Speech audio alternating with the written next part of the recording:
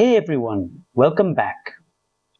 In this video, I'm going to walk you through the essential Linux skills every cloud support engineer needs to master for AWS EC2. Most tutorials focus on clicking buttons in the console, but the real power happens in the terminal. And this is more critical than you think, because one misconfigured system file or a bottleneck in your kernel networking stack can take down your production service regardless of how much you scale your instance types. Today, we are looking at the foundational Linux knowledge that separates a junior engineer from a senior cloud operator. Let us dive in.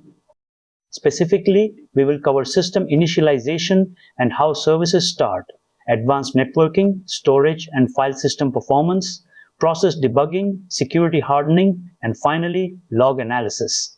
Watch the full video without skipping any content to understand it better. Before we get into the topic, a small request to you. I have already uploaded many technical videos on different technologies and tools. We share more knowledgeable content every day. So, if you are interested in learning and want to improve your skills, make sure you have subscribed to our channel and joined our WhatsApp community. The join link is available in the description, or scan the QR code shown on the screen. Let us get started. So, what is system exactly? It is the background process manager that starts your services when the server boots. If you are deploying a custom web server, you need to know how to create a unit file. This file tells the system how to start, stop, and restart your application. If you ignore this, your application will simply die every time an instance auto-recovers or restarts. This is a basic unit file. Notice the after directive. It ensures your app waits for the network to be ready. Without this, your app might try to bind to a network port that is not initialized yet, causing a crash loop. Always set your restart policy to always in production to ensure high availability. After writing the file, you must reload the daemon to pick up the changes. Enabling the service ensures it persists after reboots. The status command tells you if it is running or if it encountered an error during startup. This is what success looks like. If you see active running, your service is healthy. If you see an error code, check the journal logs immediately. Now let us talk about networking. Have you ever seen connection refused errors under load?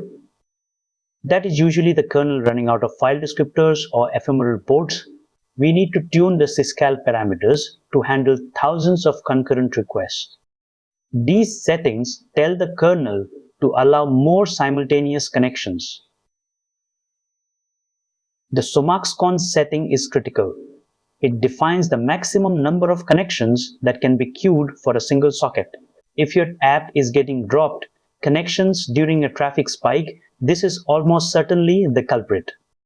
When you attach a new EBS volume to an EC2 instance, it does not just show up.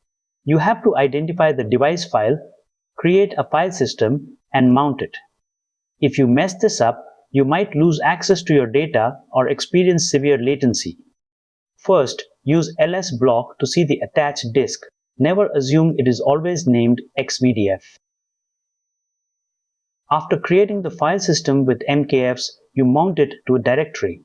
Remember to add it to your fstab file if you want the volume to mount automatically when the instance restarts. So what do you do when the instance becomes unresponsive?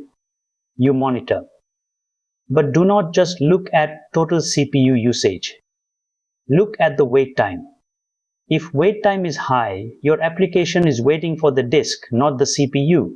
This is the difference between upgrading your instance type and optimizing your storage. Top gives you the high-level view. IOTOP shows you exactly which process is thrashing the disk. And netstat, or SS, shows you which processes are listening on which ports. If you see a mystery process on port 80, you have a security concern. Here is the reality. If you have an EC2 instance on the public internet, it is being scanned by bots every second. You must disable root password authentication immediately. Use SSH keys.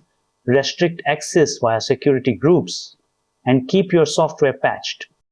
These 3 lines in your shtick config file will stop almost all automated brute force attacks.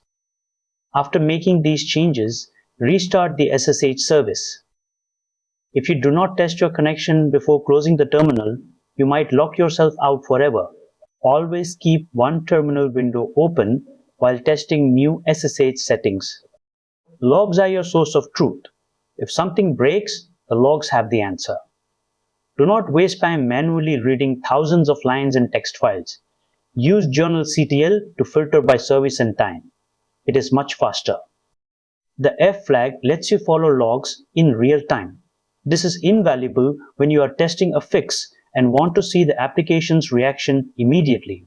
Filtering by priority, like using the P flag for errors, lets you ignore the noise and focus on what is actually broken. This is a real case. A team could not understand why their app stopped writing files even though the disk had 50 gigabytes free. They checked the inode count using the df command with the I flag. The small files had consumed all available inodes. They had to reformat the partition with a higher inode density to fix it. This is exactly why you need to know more than just how to run a command. The first mistake is not setting dependencies. Your service will crash because it starts before the database or network is ready. Second, never run your app as root. If it is compromised, the attacker owns the whole system. Always use a dedicated service user. Finally, do not ignore kernel limits. Your application is only as fast as the operating system allows it to be. Avoiding these will save you hours of debugging time. If you are on AWS, Amazon Linux is usually the best choice because it is optimized and pre-configured. If you need specific libraries, Ubuntu is great. Keep using systemhd for orchestration. If your setup is complex, build a custom image so you do not have to configure these things every time. Use these criteria to decide if this tool is right for your situation.